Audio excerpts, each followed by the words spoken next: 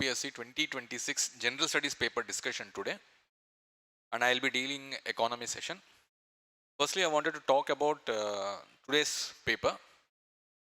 Look, if you look at in different segments, then paper is moderate to tough. For example, if I take IR and for example, if I take economy, then paper is moderate only with respect to economy, because there are questions around 15 to 18 in economy and most of them are moderate. If you have little bit basics, I think you can do only to this subject. When holistically, if you look at, then the paper is damn tough. That means you require a lot of time to do this paper and you have to read number of times every statement. And other areas other than economy, I feel it is very, very tough. And it requires a lot of knowledge and a lot of content and more number of times you require to read the statements to answer these questions. On the same lines, I'll be taking a discussion on economy, and they are questions like I'll come up with the document which are reflected directly from the Concur Prelims and where we have discussed about economy, and I'll post the document from our institution. We will take the discussion of the question wise. First question, this we have discussed in Concur Prelims. I have taught you about two important models in Concur Prelims. The first important model with respect to e-commerce is marketplace model, and second one is inventory model. Inventory model we are not allowing in India. Look at this question. I have asked you, I have explained you many of the time they will give case study. 100 times I have told you in the class, in economy they will give case study. Based on the case study, they will ask you to find out which model I am talking about. On the same lines, they have given this question where manufacturer who is producing the good and the consumer, they don't have any relation. We have built a model where the manufacturer and the consumer will be getting connected via an e-commerce company, where the manufacturer will drop his production and at the doorsteps. That means what? The manufacturer will connect the consumer to his doorsteps via this e-commerce company. So an e-commerce revenue model where the seller has control over pricing but does not keep products in stock and instead transfer the customer's orders and shipment details to a third party supplier who then ships the goods directly to the customers. This is called as door shipping model, which means where you try to connect the consumer, directly try to connect the consumer, where the consumer get the access of the goods via the e-commerce company. So this is one direct question with regard to the e-commerce. Inventory led model, I have explained in the class, we are not allowing inventory led model, because inventory led model basically where the manufacturer has produced and it will hand it over to the e-commerce, and e-commerce will maintain a logistic. So that we don't allow. So it should be a drop shipping model or a door shipping model. Which one of the following correctly represents the three key sub-indices of the financial inclusion index? So index of Niti Aayog, index of RBI, most of them we have done. So FI index of the Reserve Bank of India, with according to the percentage, it is access, usage and quality. Which one of the following best describes the key objectives of India's open network for digital commerce? This I have explained in the class with respect to the e-commerce. Look, there are two questions which are directly from the e-commerce, which means whenever an e-commerce content which is in news, so you have to rotate your pen 360 degrees, which means like most of the questions will come from those areas. Now look this question. Which of the following best describes the key objectives of India's open network for digital commerce, ONDC? That means almost we can take the objectives are similar, but one of the objective will be the primary, which means what? Which means government of India is getting an upper hold on this, where it does not want to make others, that the private players, to have a greater control. This we have discussed in the classes. To break the dominance of the large e-commerce platforms by enabling the interoperability across the networks. That means the government will have a greater chance. We can say decentralization is one good option for this. It has to be C. Which of the following statements about the Unified Payment Interface, UPI and CBDC is not correct? is not correct. UPI is a payment system that facilitates interbank fund transfers, whereas the digital rupee is a digital form of sovereign. This is, in case of UPI, settlement for the end users happens instantly. No, because they have just exchanged the statements here. But in case of digital rupee, there is no settlements as the wallet balance get transferred to another wallet. So it has to be B. It has to be B because they have inter-exchanged the statement, and this is quite simple. Consider the following statement about MDPI. This we have discussed in sociology. I have discussed this in social justice classes. This we have discussed in Conquer Prelims. We have discussed n number of times. Here, almost 50% of the question you can easily solve because we have been repeating. There are two important indicators or dimensions which are added into Niti Aayog. So originally they were 10, they added it, made it 12, which means bank accounts and maternal health, the two important indicators. And this was actually news. And look at here, maternal health and bank accounts are the common indicators in MPA of Niti Aayog and MPA of UNDP. It is wrong because Niti Aayog has added these two important indicators. That's why the statement number 3 should be wrong. When the statement number 3 is wrong, so obviously we are left with 1 and 2. MPA is calculated with Alkire-Foster methodology. I'll explain you what is Alkire-Foster methodology, which means in the calculations of poverty, we have to use two important indicators. One is incidence of poverty, that is number of poverty, like number of people in the poverty, and intensity, to what depth it is going. So we have to take use of these two indicators. This is called as Alkire-Foster methodology.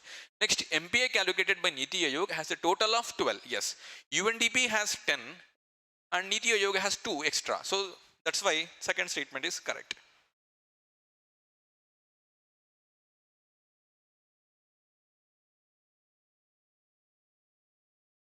Next. Which of the following statements about the real world access tokenization? This is a repeated question because they have already asked the question about tokenization and they have asked the same lines. Tokenization is the process of turning, that is, the real world assets into digital tokens using blockchain technology. It is very general statement. So one is correct. Next, tokenization of the real world assets offers 24 cross access. Definitely yes. Promoting financial inclusion. Obviously, digitalization promotes inclusion. So second statement is also correct. 1 and 2 has to be there. Next, tokenization of the real world assets will allow the access to high growth investments opportunities for individuals in India. So it is definitely allowing most of the investors, which includes access. He did not say only to high growth, only to high growth investments. He said it is giving an access. Definitely yes. So it has to be 1, 2 and 3. A bond whose proceeds are used only to finance or refinance a combination of environment and social. Environmental green bonds. Environment exclusively, then it is green bond. So it is not only environmental, but it is environmental as well as a social. It has to be sustainability bonds. Sustainable bond for the long term. You are having socio-economical development aspects. So all those aspects will be included in this term, which is sustainability bond. Which of the following statements about M1 exchanges role in micro, small and medium enterprises are correct? Now, if you look at the statement, M1 exchange is a platform. It is basically performing various tasks, which also primarily talks about MSMEs. Could be with respect to the statement 1, M1 exchange provides collateral based loans to MSMEs.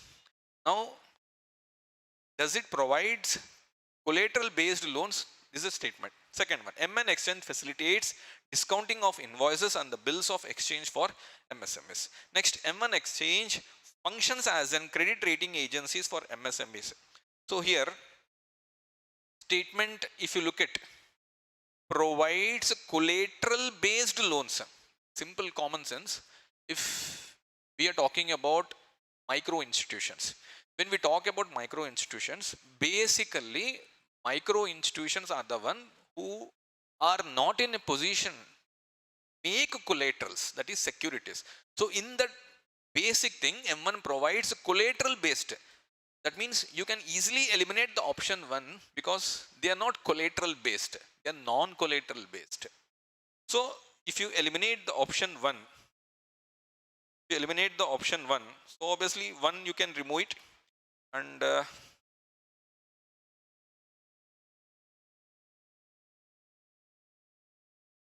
And M1 exchange functions as a credit rating agency. So will it function as a credit rating agency? Because credit agencies, as of now, we have CRISIL, we have ICRA, okay, and we have few other agencies, but M1 exclusively functions as a credit rating agency is a bit doubt. So that is the reason most may accept this. I don't think so we can accept this because it holistically don't functional as an credit rating agencies. So as of now, here you don't have that option of collateral free, so you can remove one, and functions as a credit rating agencies. It also functions as a credit rating agency, then we would have taken it, but it functions as a credit rating agencies for MSMEs. As of now, there is an ambiguity in this statement. So that's why first statement you can eliminate, and third also you can eliminate. So option has to be 2. 2 should be the answer. Let us wait for UPSC key. They may act as a credit rating. As of now, I have not come across acting as a credit rating agencies. We have like CARE, ICRA, CRISIL. We have so many credit rating agencies. So we have to reconsider this statement whether it is correct or not. So as of now, answer has to be 2. In case if UPSC gives 2, 1, 3, then we can take it. Which of the following best describes the crowding out effect? What is the meaning of the crowding out effect? See, Dutch crisis, okay, crowding out, crowding in. Meaning here, the government has borrowed, or government is not in a good scenario, for example, and they are not in a position to go for much prospects of development or growth. And government is the one who has borrowed a lot from here and there to make excessive spending. In such borrowing, the lending agencies will not be having much funds for to lend further other than the government. In such cases, the lending agencies, what they will do in terms of the less availability of the funds, they will increase the interest rates. This is one statement you should remember. So wherever there is an increase in the higher interest rates, this should be one option where I could see like crowding out effect starts from high interest rates. When the interest rates are quite high, private investors like you and me will not have much funds to borrow from the bank. Even if you get much funds, interest rates are more. When the interest rates are more, investments will reduce. So look at the statement. A situation where government borrowing leads to higher interest rates, which reduces the private investment. So this is called as a crowding effect. Which of the following statements about rare earth materials and critical? This we have directly discussed in our Conquer Prelims. You can look at the statement here. Rare earth materials are a set of 13. I have told you in a case like they could be more than 13. They are actually UPSC basically the funds, the numbers, the digits, they try to manipulate most of the time. They are set of 13. Set of 13. So around 17 to 20 should be the number. So based on that, we can eliminate the statement number 4. This 2 goes away. And this we have studied in our classes, national critical mineral that started establishment, that means they launched in 2025. This is third is perfect. China has the highest share in the mining, followed by India, followed by USA, followed by other countries, and also followed by India. So not immediately followed by India. So second statement you have to eliminate. If you eliminate the second statement, you are left with 3 and 4 and 1 and 3. And 3 is anyways correct. Now look at first statement. First statement is very general. Modern technological innovations, including AI, robotics, space exploration, they make use of, extensively use rare earth materials. We don't find any ambiguity in this. So first statement has to be correct. So it has to be first which is correct, and second it has to be wrong. So option has to 1 and 3. So this is making the paper, I mean like only economy if I talk, it is very general, and you can easily solve economic questions. Which of the following statement about insurance in aviation sector? Because you know insurance sector, this is quite in news from past 1.5 years. And Montreal Convention definitely talk about the aviation only, and emissions under aviations again, and also liability of the compensation if there is any loss. So this statement is quite correct. Second statement, there is no mistake in this, under the Montreal Convention adopted 1999, and which also includes India. So aviation hull insurance covers the physical aircraft, including the body, engine and onboard equipment. So there is nothing wrong in the statement number 1. So answer has to be 2. Which of the following statements about the crowdfunding is are correct? So what is the meaning of crowdfunding? Crowdfunding means where the group of investors or the group of small scale investors who come forward and who make their small investments pool money for their benefits, or some institution is there which is responsible in pooling the money. So crowdfunding is a solicitation of funds, small amounts from multiple investors through a web-based platform or a social networking site for a specific project. This is very general statement. And there is no ambiguity, no like extreme terminologies in this. Because he has given like multiple investors. Anything can be a multiple form. Next, small and medium enterprises are able to raise funds at lower cost of capital without undergoing rigorous procedures. Rigorous procedures like what? Showing up your credit ratings. First one. Second one, like trying to come up with and collaterals, submit your collaterals, or coming up with your credit related background, okay, that your loan evasions, such kind of things comes under rigorous procedures. So you are trying to promote MSMEs. 2 questions are from MSMEs and 2 questions, okay, simple questions, 2 questions are from fiscal policy like crowding, etc. And if you look at this in both the statements, it is very general. So answer has to be both. With reference to different committees in India, and there is always such kind of questions are asked because UPSC questions are very much inclined towards the committees. Okay. So Malhotra Committee, Comprehensive Reforms in Insurance, this is correct. LC Gupta Committee, Roadmap for Derivatives under SEBI, this is very, very important committee for the promotions of derivatives trading under SEBI.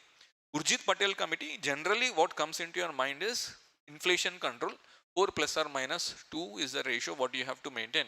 But look at this, with reference to different committees in India, identify which rows have all details correctly matched. He did not say accurately worked, 100% they were made only for them. He did not mention anywhere. In such way, I get 2 answers in this, to be frank.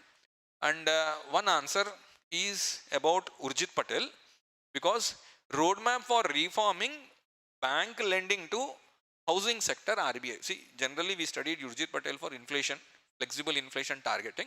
But in this case, Urjit Patel has also given suggestion. Sir, housing sector, how much should be the loan should be given and how much the banks has to give and what should be the regulations under the housing. So this was also given by Urjit Patel. So if UPSC is considering this roadmap for reforming, so he has given a roadmap, means what are the targets, how much should we lend a loan, what should be the interest rates, and how should we promote. This is called as roadmap. So nowhere he said exclusively it is only the committee which is paid. So in such case, we cannot deny this option. And Malegam Committee, roadmap for reforms in microcensus, it is correct. So here, according to me, like 1, 2 and 4 has to be, 1, 2 and 4 has to be the answer. But if UPSC is considering that Urjit Patel has also given suggestion on the housing, then we cannot deny option number 3. Option number 3 has to be included in that case. Next, NBFCs, as we told, we discussed in Concur Prelims also. It's a very important question because most of the time the question comes from NBFCs only. So consider the following statement with respect to NBFCs. First important thing, they are established based on their own acts. That is AIFIs, All India Financial Intermediaries. NBFCs like we have Mudra, we have LIC. Okay, these are established based on their own acts, or any other companies which are established, they would have been established based on Companies Act 1956 or Companies Act post 2000, 2011, 2013.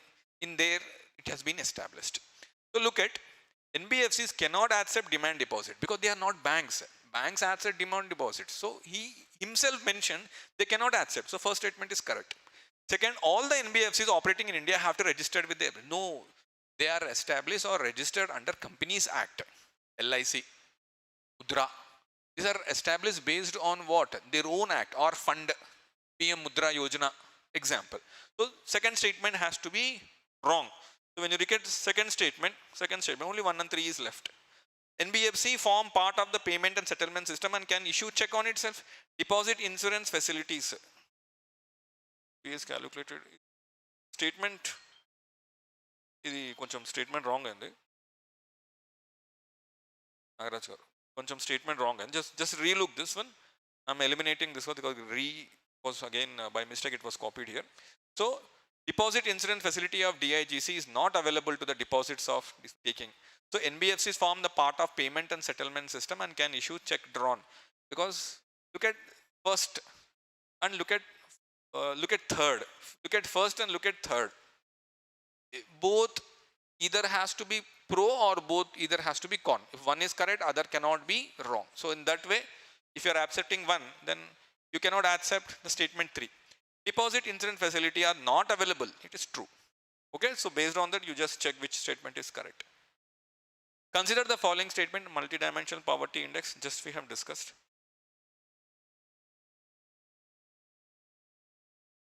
Okay, so I think we are done with the question. Okay. So in total, I would say that there are around 15 to 16 questions which were asked from economy, and to be frank, it's not like solving or discussing the question out of the examination hall makes them easier. Definitely true, I accept that, because in the examination hall you get into lot of pressure and they are known questions also, people do mistake, true, but there are certain questions which are not even near in economy, like statement wise they are extreme. If this is correct, this cannot be correct, like MSMEs, like crowdfunding, okay, MP, like multidimensional poverty index. These are well known questions to everyone. So that's the reason economy is one area. If you have basics and you have a good understanding in the subject, I think you can solve those 13 to 14 questions on an average, which will definitely give you 25 marks. 24 to 25 marks will be in your pocket. That's why this one subject makes a lot of difference, because almost 1/4 has come from this subject only, 15 to 18 questions. So I'll come up with the documents separately from our institute. I'll post the documents, the questions reflected from our Conquer Prelims. Okay, and if there is any, we'll just wait for UPSC key also.